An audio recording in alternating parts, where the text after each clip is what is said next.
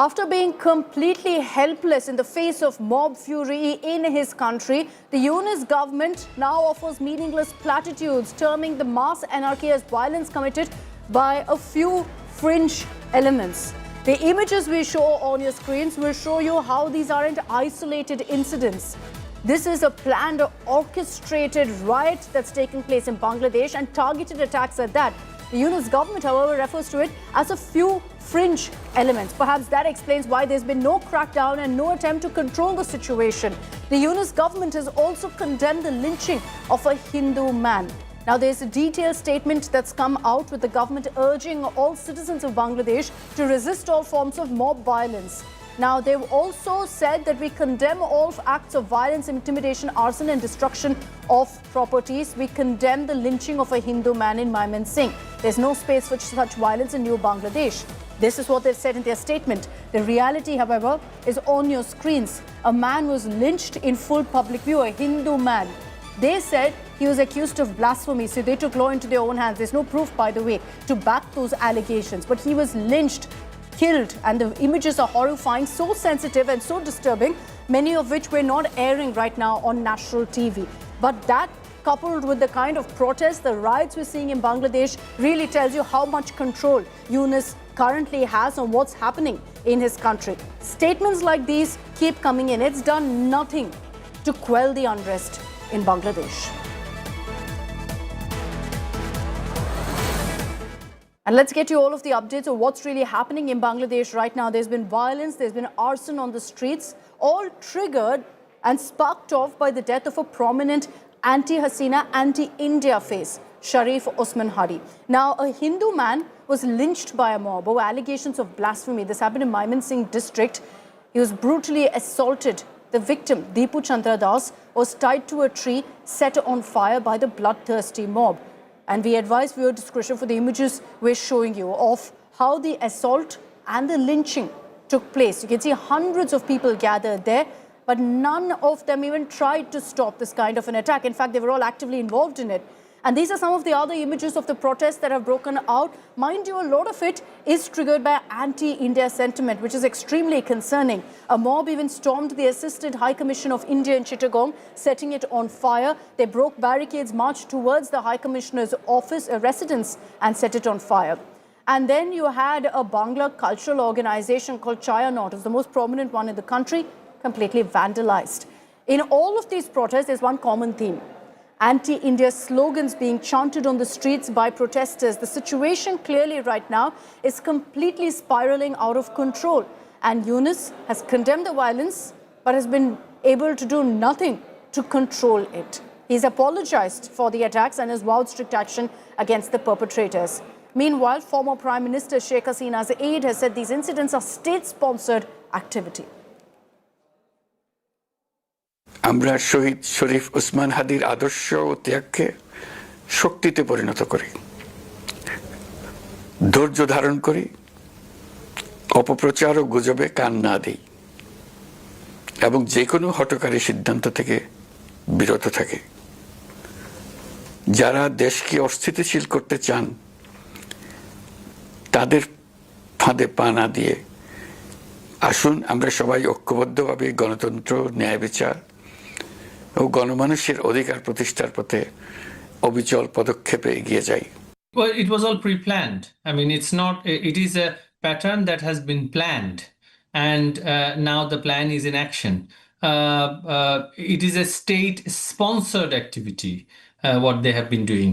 I mean, when two civilians call for blood and dead bodies, how can they not be still arrested? And they have asked for it in public. So it is a pattern, and they have gone towards the Indian High Commission for reasons which none of us are aware of. I mean, what the Indian High Commission has got to do anything to do with the Hadi incident. They wanted to shut it down. I mean, who are they?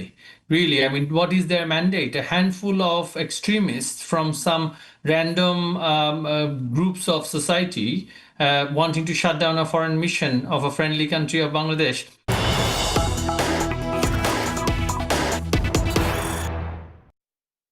And the latest wave of violence in Bangladesh, remember, has been triggered by the death of Usman Hadi, a known anti-India voice. His body has now been brought to the Dhaka airport. It's going to be, the mortal remains will be taken out shortly. So there's going to be a massive procession in all likelihood in Dhaka. There has been security arrangements put in place, but very little that can actually be done in the face of this kind of a riotous, violent mob.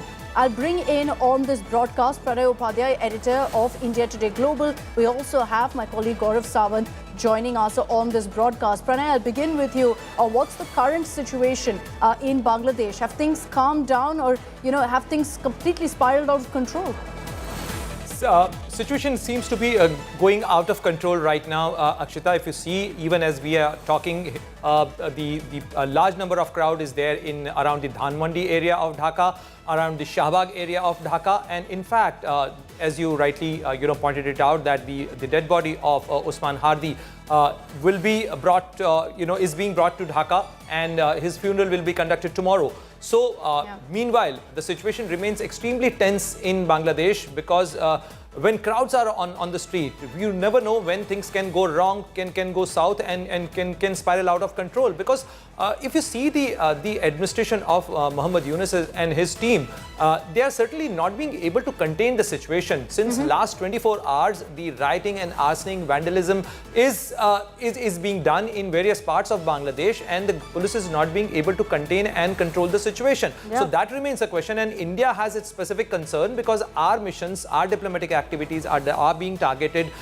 in this situation, and there seems to be a new phenomena in Bangladesh, Akshita, that anti-India, riling anti-India sentiment seems to be the new recipe for the political power and for the political traction. The new normal, unfortunately, in Bangladesh, and that's very worrying for India as well. Pranay, just stay with me. I'll bring in Gaurav Sawant on this. Gaurav, I want to refer to the footage that came in of a Hindu man being lynched. Some of it's so extremely sensitive that we've been unable to air most of it on national television. But it tells you the situation and the plight right now in Bangladesh. What to you, Gaurav, explains this kind of Hindu hate in Bangladesh?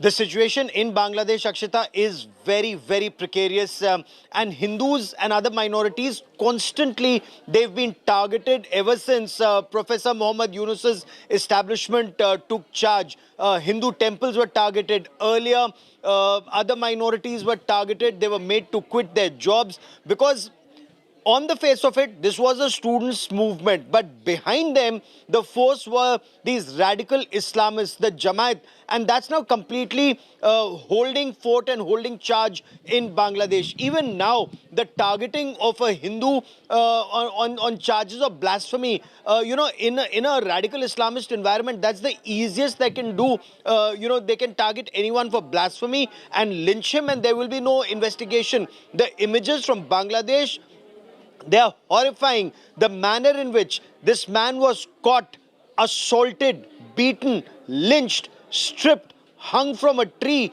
and then set on fire.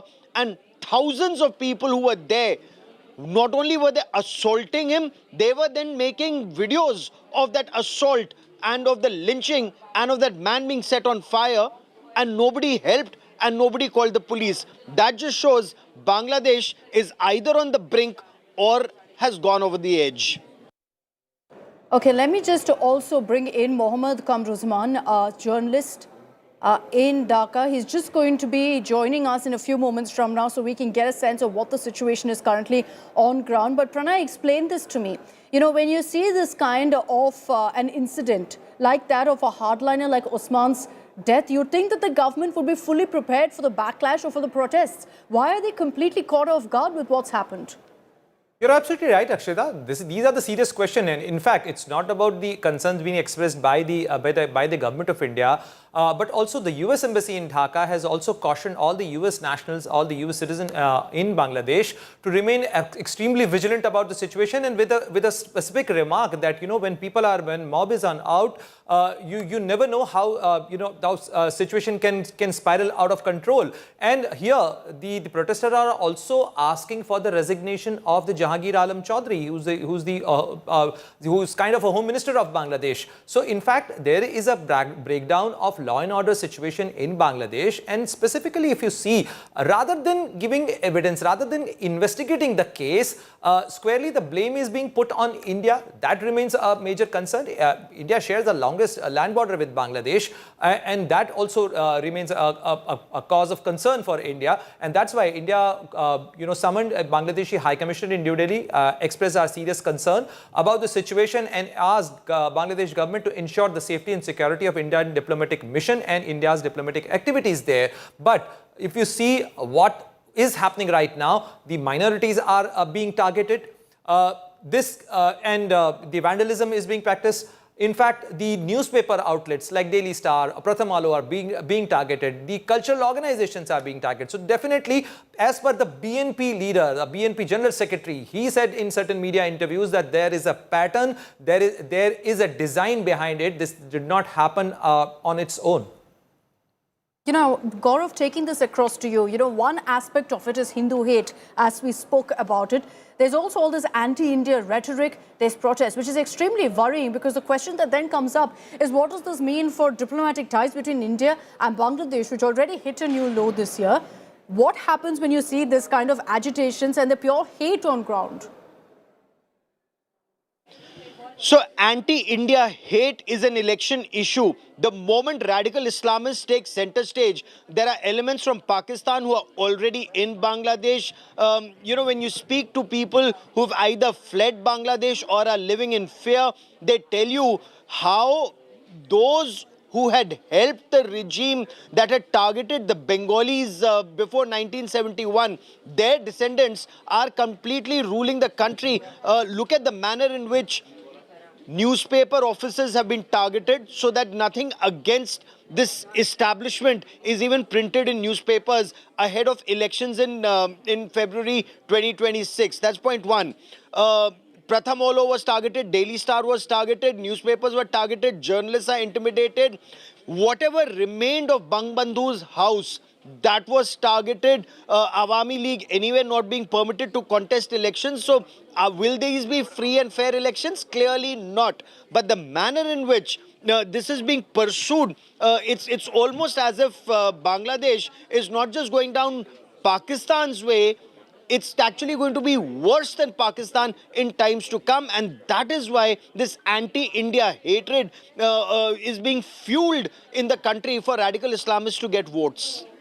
All right, Gaurav, Pranay, thanks for joining us with all of those details. Extremely concerning what's happening in our neighboring country. But let's get you some of those images coming in from Bangladesh that sums up for you the protests, the riots that have broken out in the country. Now, this tension has been triggered by the death of prominent July uprising leader Sharif Osman Hadi, who triggered the protests, violence and vandalism at Shahbag intersection in Dhaka. Thousands of protesters were seen clashing with the police, jumping barricades. Look at those images. Protesters marched towards the Indo-Bangladeshi border at the Benapole crossing. They were seen raising anti-India slogans.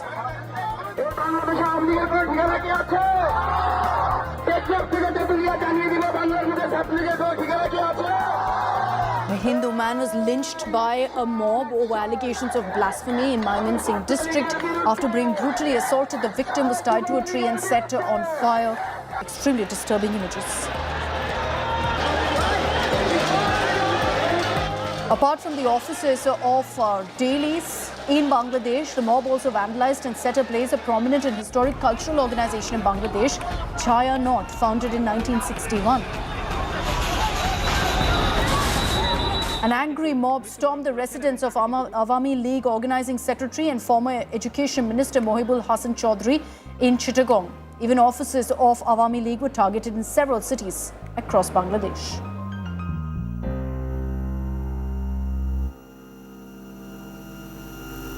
Okay, now joining us on this broadcast to give you a live update of what the current situation is in Bangladesh is Mohammad Kamruzaman, journalist from Dhaka. Thank you very much for your time. I hope you, your family, your loved ones are all doing okay, because looking at the images right now, Kamruzaman, it's looking bad out there. What's the situation in Dhaka and around you? Well, thank you very much for having me. Actually, I am here. There is huge sound, and you know that it's night, so I have positioned here to talk a little bit clearly. So I see that here, the Shahabag intersection, that is a very much important place. So many hospitals surrounding this place. However, this is completely blocked now due to the huge gathering of protesters, and they are now demanding immediate punishment of the killer of Sharif Usman Hadi. And they say that if the punishment of Hadi is not ensured immediately, it means that the life of every July protester is insecure. And you know that Hadi was shot on December 12th on broad daylight, just after the lunch time. They are claiming that they are concerned that this type of incident shouldn't be happened during the interim government time. There were army on the field, so they are concerned now, and they want to see the capital punishment of the killer. And they are also chanting slogans on different issues, and they are also very angry with our neighboring India because reportedly the killer is in India, though there is no authentic information regarding this. There's nothing that confirms that, but a lot of rumors leading to this kind of unrest. Kamruzaman, I also want to understand from you, considering that what triggered this protest is also the death of Usman Hadi. His body, we understand, has reached the Dhaka airport. The next 24 hours, therefore, will be crucial to see how things are controlled in areas of Dhaka, because we understand that a huge number of people are expected to gather on the streets of Dhaka tomorrow for the funeral. Yes, we also came to know, and even several critical points of capital Dhaka army has been deployed along with other regular law enforcers. So security has been beefed up hugely. There are so many intersections at different points. Police checking are continuing. And this dead body, as you said, and we also know that according to information reached Bangladesh, and tomorrow, after at lunchtime, actually after the whole prayer, the funeral will be held in the country's one of the biggest and widest street, Manikni Avenue, in front of the Parliament building tomorrow, according to the information. So a huge number of people will be gathered there. Is expected due to the popularity of this young politician. All right, Kamruzaman, thank you very much. Stay safe out there. Thank you for the moment for joining us. We will hopefully connect with you in the next few hours to continue getting those live updates. We're on ground. We're telling you what's really happening in Bangladesh. It's not looking good, especially because of the anti-India rhetoric, the sentiment that's growing, and the violent protests that are rocking Bangladesh. It's never good news when a neighboring country is going through this kind of turmoil, especially when all of the hate is pointed towards India. We're going to continue tracking very, very closely what's happening in Bangladesh, but that's all I have time for in this edition of Super 6. Thanks very much for tuning in.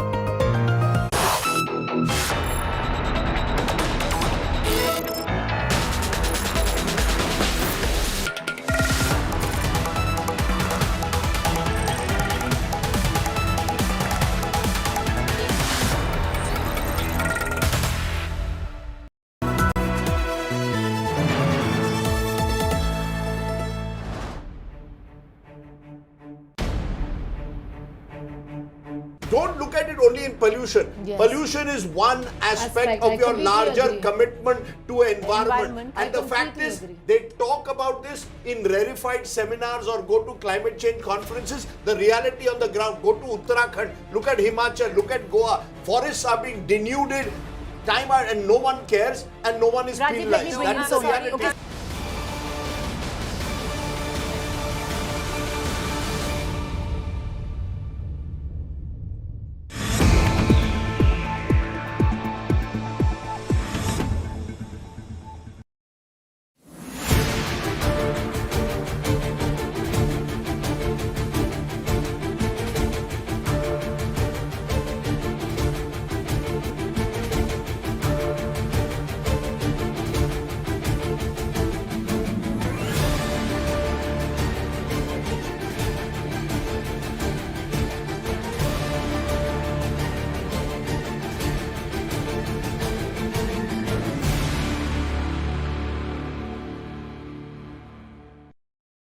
Hi,